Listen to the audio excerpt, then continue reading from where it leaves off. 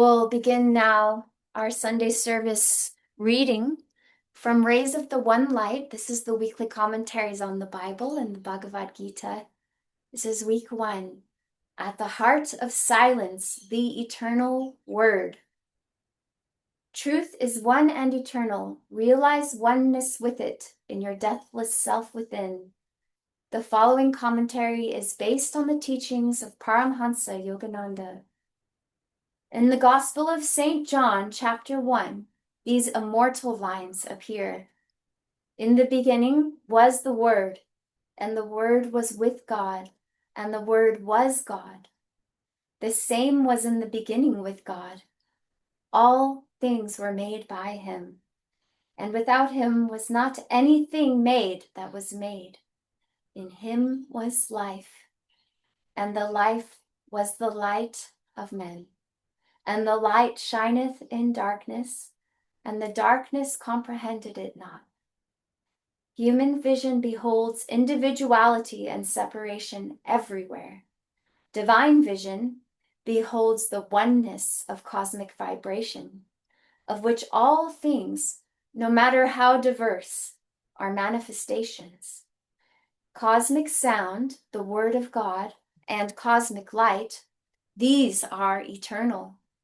The world, as revealed to us by our senses, is illusory. In Autobiography of a Yogi, Paramhansa Yogananda relates an early experience he received of the divine aspect of reality. Sitting on my bed one morning, I fell into a deep reverie. What is behind the darkness of closed eyes? This probing thought came powerfully into my mind. An immense flash of light at once manifested to my inward gaze. Divine shapes of saints sitting in meditation posture in mountain caves, formed like miniature cinema pictures on the large screen of radiance within my forehead. Who are you? I spoke aloud. We are the Himalayan yogis. The celestial response filled my heart and is difficult to describe. I long to go to the Himalayas and become like you. The vision vanished, but the silvery beams expanded in ever-widening circles to infinity. What is this wondrous glow? I am Ishwara. I am light. The voice was as murmuring clouds. I want to be one with thee. Out of the slow dwindling of my divine ecstasy, I salvaged a permanent legacy of inspiration to seek God. Wise are we if we meditate on that experience of Yogananda's and salvage from it even a breath of his inspiration. For quite simply, there is nothing else. As the Bhagavad Gita says in the 7th chapter, I make and unmake this universe. Apart from me, nothing exists. O Arjuna, all things like the beads of a necklace are strung together on the thread of my consciousness and are sustained by me. Thus, through Holy Scripture, God has spoken to mankind. Oh, oh, oh.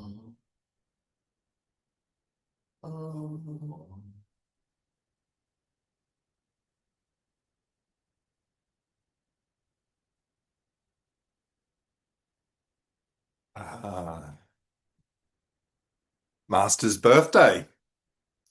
And we're pretty blessed. I'm not sure about you guys, but put your hand up if it's sunny outside today.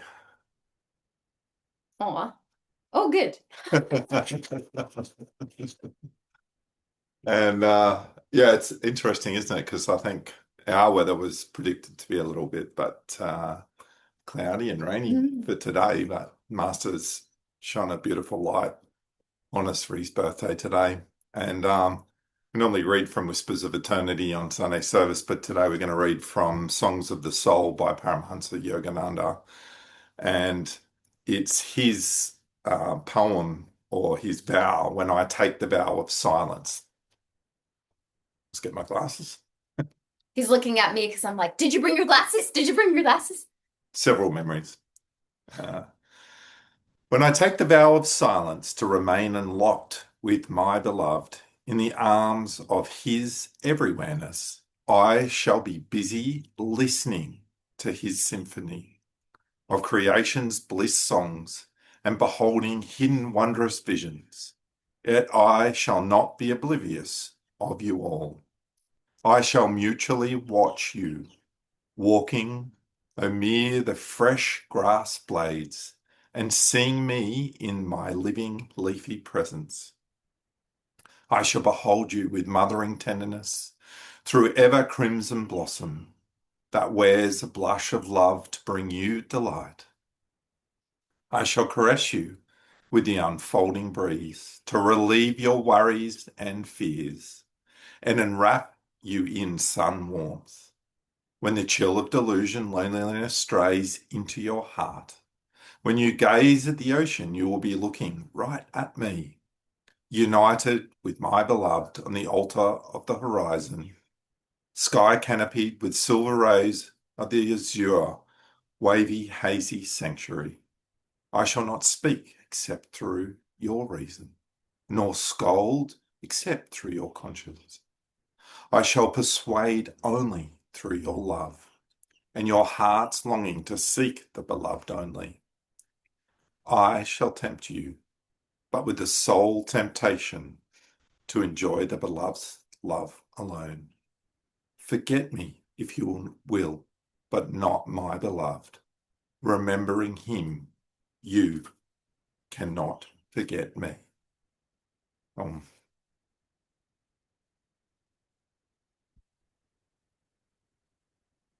Kind of reminds me, we often talk about some of the techniques we've been so gracefully given on this journey home. And the interesting thing that we often say when we're doing them is, oh, you don't actually know the benefit of them until you don't do them. And then you're like, oh, wow, that's a big hole missing. And I kind of feel that with Christmas. Oh, I feel when we've got back together that this joy of being together has been missed. And I'm like, wow, where did that go? And wow, how powerful it is when we all come back together. So I just want to really share with you how grateful I am. I could not speak on behalf of you, but how yes, you grateful can. we are in having you in our lives and having you as shining lights in our lives and the importance of community to do this. And it's such a joy when we all come back together. And there's a couple of parts to today, but I really wanted to celebrate something that came to me about our beloved guru, and it's a bit of a not so much. Well, it is a part of our lives, but we're not sure. But over Christmas, I learned that my younger brother, who's a minister who works for, I think it's an organization called Youth for Christ, and he's the CEO, and he's decided, interesting enough, to travel around Australia. He's got three young kids under 7 years of age. Under five. Under five. And we're like, wow, what an opportunity. He gets to do his work and travel around Australia with his family. And he's got himself a truck and a caravan, or a car and a caravan, and he's heading around and all the preparation and everything that goes in it. And, and I was reflecting on that because we're like, wow, what a great opportunity. And as life goes on, and I'm sure as we have kids and they grow up and they're like, how do we afford to live and continue to live the way that we do? And you can see around the world that that element is evolving too. And so whether you look on social media or documentaries, people are looking at different ways of living. And one of those is tiny homes or living off. And the generation above us, we call them the grey nomads, John. I'm sure, I think that's what they call them. And Tulsi, but it is about that retirement and then living and traveling and having that freedom to do so. And what brought me joy about that was our beloved guru invented the caravan. or the motorhome. Yeah, the motorhome. The motorhome, Hmm. which is kind of cool. Why? Because I loved hearing that stories of the Himalayas, and his quest was always to go and just live in the caves. And yet, when he came over to the US and around the world, he was doing the opposite. And to do that, he created something that enabled him to put a home on his back and travel around. And correct me if I'm With wrong, privacy and with stuff. privacy Yeah. and have that elements to do that. And we are now surreptitiously all enjoying Yeah. those elements. Mhm. Whether we take them spiritually or not, or do those things, we've been given an opportunity to live in this world in a different way. And what a legacy that Yogananda brought to the world. Because it's not just Australia that we see that. Everywhere around the world, people are giving up their worldly things and traveling and living and have that opportunity. And people can do that, whether we agree with it or not, through social media and sponsorship and selling their soul to travel and sell their story. But ultimately, the pioneer of that was Yogananda. He traveled, and if you look at what he did when he came to the United States, he did that not half-heartedly, like 200%. Mm. He traveled, and everywhere he went, from dawn to dusk, he taught. Beyond even. Yeah, he taught. He shared teachings. And what a beautiful legacy for us to do that. And when we look at what he did when he came and shared those legacies, he didn't do it in a spiritual way. This is how you have to live. He planted seeds, yes, but he taught people how to find their spiritual partners, how to be successful in their business, how to, the list goes on, doesn't it? Heal. Healing. Heal, how to live in this world with a touch of spirituality. Now, out of those thousands that came, only one really sought God through him. Just the numbers are kind of interesting, aren't they, when you think of where he traveled, what he did. And it's kind of a journey because when he came, he brought those beautiful teachings and spread them like this all around the world. And it's kind of interesting because I'm going to do a little bit of a science experiment because we do have a blend of East and West in our um, Path. path or our group. And even looking at those, the beautiful chants that we have before us, there's a blend of everyone. And now, from the West, we kind of grew up with Christ's teachings, and were probably most of us pretty comfortable being able to go to church and sit in church in a Christian kind of way. And then we have the West, and I do say this because he doesn't really isolate India. He says the West, and most of us now through those teachings from the West or the East could sit in either sanctuary and feel comfortable. And that's the true blessing of really one of the true blessings that Yogananda brought. And there's a dialogue in Autobiography of a Yogi where it was a blessing from Swami Sri Yukteswar to Yogananda. And he said, when you go, you have to forget that you're a Hindu, but don't become an American. It's a bit of a paraphrase, but that was the essence of what he said. And if you think about it, if we all put our hand up, I would be just as comfortable going down to the Hindu temple and pouring my heart's love to God as I would probably, and understanding those teachings in a different way, and probably the same from the West and the East of this religion. And that was what Yogananda created and brought in this teachings, in this new era, this breaking down into Dwapara. He went from the I'm a Hindu, I'm an Indian, I'm a we see it all the time still, don't we? I'm a atheist, I'm a this attachment. And he gave us the ability to expand beyond that and see the true essence behind all religions. And that's the beauty of, and the celebration that I feel we should be celebrating through Yogananda, or I feel that this is worth mentioning to celebrate through what Yogananda brought us.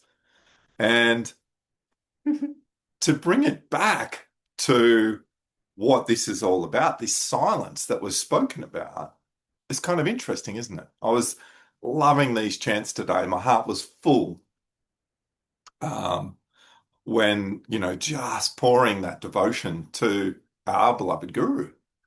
During the Bengali part. Yeah, Oh, absolutely. Smipa. That the Bengali, whatever it was, you could feel it. And then I was thinking, so what is it behind this silence? Whispers from eternity, all these silence teachings. Yes, we can have devotion. And a part of that element of why it's important to live in community is that we can soon forget to listen. And I chuckle to myself every time before we have these Sunday services because I sit there and I offer myself and say, what is it that you would like to share, and what is it that the beautiful devotees would like, they need to hear from you? Hmm. And then all of a sudden your mind starts going, well, what I think they need is blah, blah, blah, blah, blah, blah, blah. Such an interesting thing, isn't it? And our life is that, isn't it? It's like, I bow to you, but how often do I sit in the silence to listen to what you want to tell us?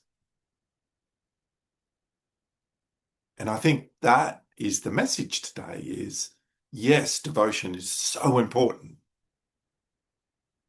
And I think we've used this before, but it'd be like being accepted into, you know, the top ballet class of Australia, and you've done all the hard work to get there, and you've done the trials and the whatever to get in, Right. and the tryouts, and you've got accepted. And then the minute you're in there, you're like, I'm not going to listen to you. I'm going to do my own thing. And it's kind of a cool, interesting thing because that's our life, isn't it?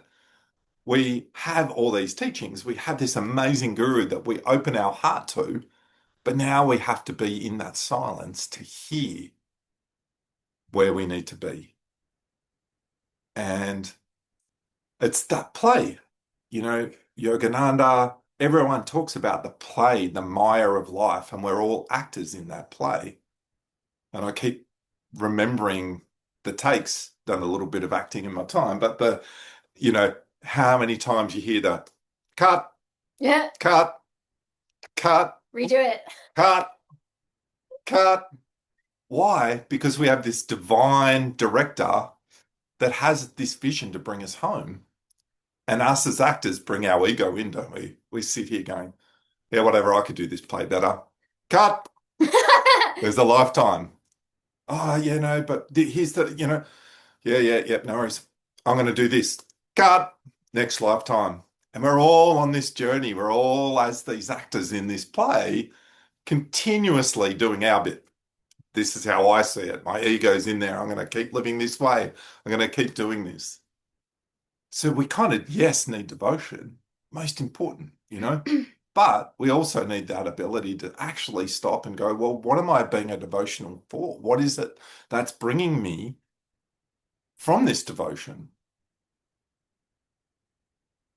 And that is the importance of the silence. That's hearing the whispers from eternity. And we can get caught up in doing those things in our journey, in our life. And it's kind of like one of those